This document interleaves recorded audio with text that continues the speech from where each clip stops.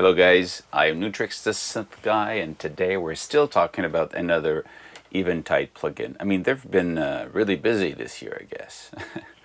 Today should be the day that they release Shimmer Reverb. It's Shimmer Reverb. Shimmer Reverb. Shimmer Reverb. Which is, well, a reverb that shimmers. When the name's good, it says what it does. How do I say that? Eventide is really good at making good sounding plugin, but on top of that, this whole H9 series of little, one job plugin is really aimed at playing them. They're part of, when I use them in my creation process, and I keep it to the mix, but it's not just like you put a you put a reverb at the end to have a room. No, that they were made for the musician to create with, to play the notes and play the effect, and Shimmer Reverb is part of this also. So let's actually dive in. We're gonna go through the different options you have in it, and we'll hear how it sounds. I have it in Roland Zen Beats on my iPad, and it's running a, I'm going to show you this, it's running a kind of a Rode piano sound from Audio Kit Digital D1, which is a great synth. And now it goes into the Shimmer Reverb. Now Shimmer Reverb, as it's not active right now, so what you heard was only the original sound from the D1. So if I press on I, like every other Eventide plugin, if you press on I, you're going to have the information about the plugin itself. You get the whole list of what it does. One thing to remember, all of them, they have what they call the ribbon control. Ribbon control is always, you can have two memories on one side and then switch from one side to the other. It will move the knobs. And you have freeze. Freeze in this case is really cool. You can actually freeze the reverb sound, because there's reverb and delay and feedback and all that stuff. That sound, you can freeze it and it stays. So somebody could even say a word like hi and hello, and then you could stop that. You could, oh, it would stop, So it could be really interesting to create these background noises or sounds are in the back of your songs playing. And the other thing I want to check with you is that there is a section here where the feedback can go to pitch kill, locks out the pitch shifters, so it's like they're not there. So let's go back and look at it. So we've got the mix, like we usually have. We got decay for the reverb. We have the size of the reverb, the size of the room, and the length of the reverb. Pitch A and pitch B, these are in synth, so you can go to 2400, so basically 2 octave up or 2 octave down, and you have a delay. Right now it's in sync mode, so you've got musical values for timing, eighth of a note. If you go manual or off, then it becomes milliseconds. Okay, so classics control you want to have. Then there's the feedback, which is interesting because you don't usually have a feedback on a decay or a reverb. So then you have a feedback here, so it creates that again, that background movement that you want.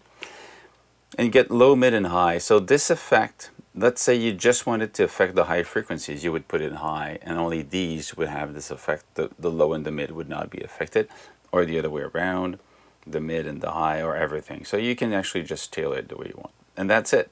You have freeze, a hot switch, which is basically two memories. You can switch rapidly between them, and active or inactive. Let's actually hear it in action. So I've got this sound here, okay, playing, and if I turn it on,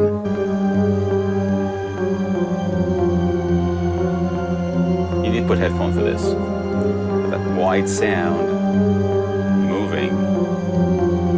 We got these are the pitch for the reverb, the decay,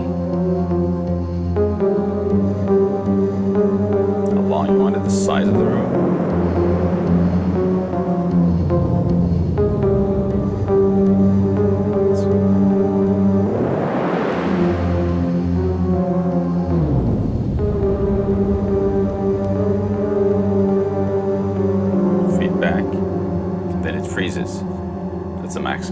or you can just freeze here.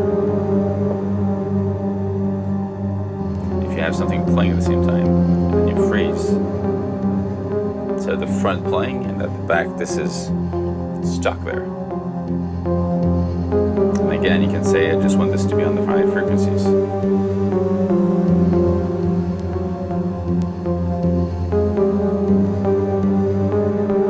So that's an example. Let's try the other ones. Again, nothing.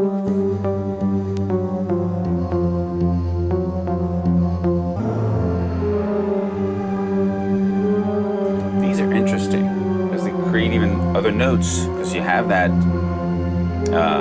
12, in this case, an octave higher. And they create that movement in the back. There's like something else playing. Late, because you're 8th of a note delayed. It's like you're playing back against something else. That's what I'm saying, that these plugins, they create, they're part of the creation process, because now you're changing the melody in a way. That's actually, so you have this, let's try that. You've got a lot of presets.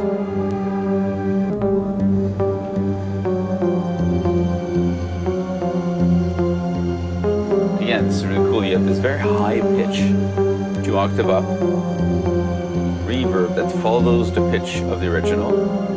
And you have this other, this is cool.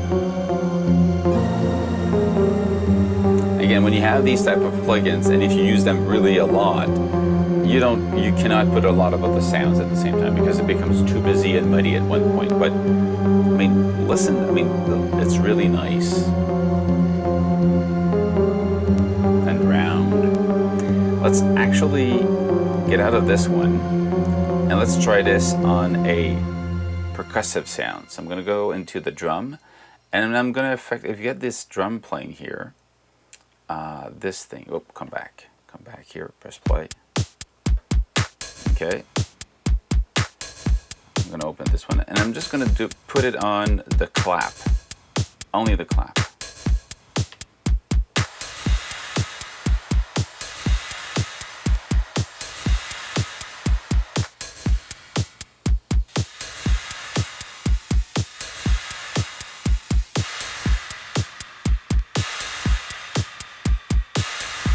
Interesting. It creates another movement in it.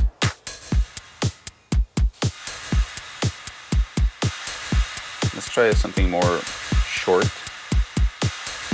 Say this.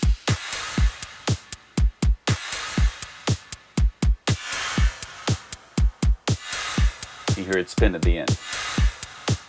That's cool.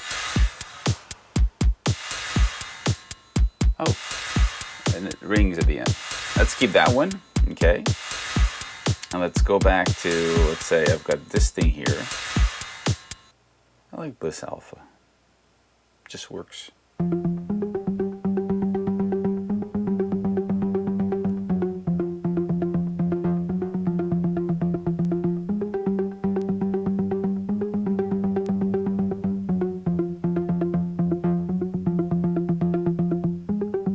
This one,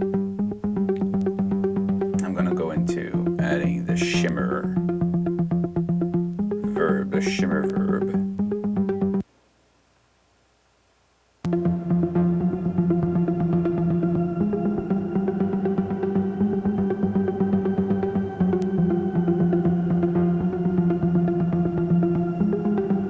And let's try short ones.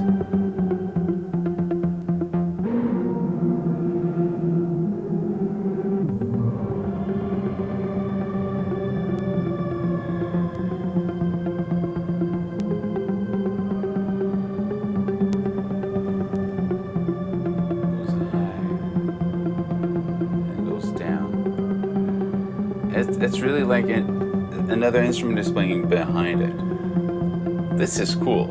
I like this. Again, if you put too much, it's gonna be a mess, but it's really cool.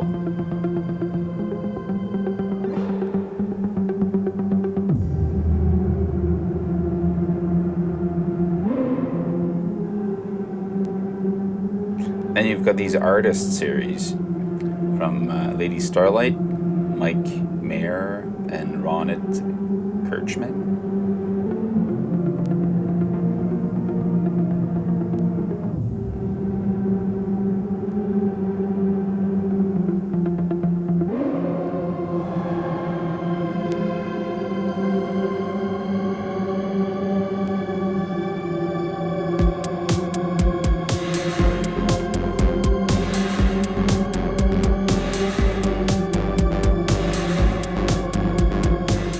That's it. Another cool, simple, one job, actually complex job of creating movement in the back of your sound. That's a lot of what these do.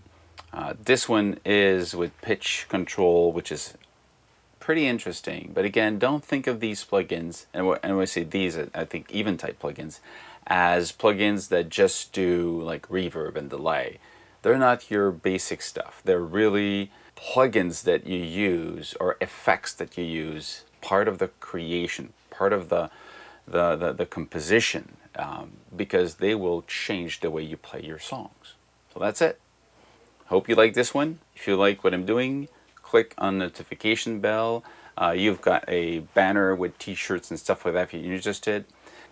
I started a Patreon a couple of weeks ago, and I'll talk about it more in other videos. But today, I want to say a huge thank you to Mobile Music Pro. He's part of the Patreon who supports my action online and what I do and these videos. So it's partially because of him that I can make these videos for everybody. So thank you very much, Mobile Music Pro. That's it. So if you like it, do like him. Go on Patreon, Nu-Trix, and participate into making this video even a better one. Again, if you have any comments, if you like what I'm doing, if you want more stuff for me to talk about, if you want other content, put them in the comments. That's it, guys. See you soon.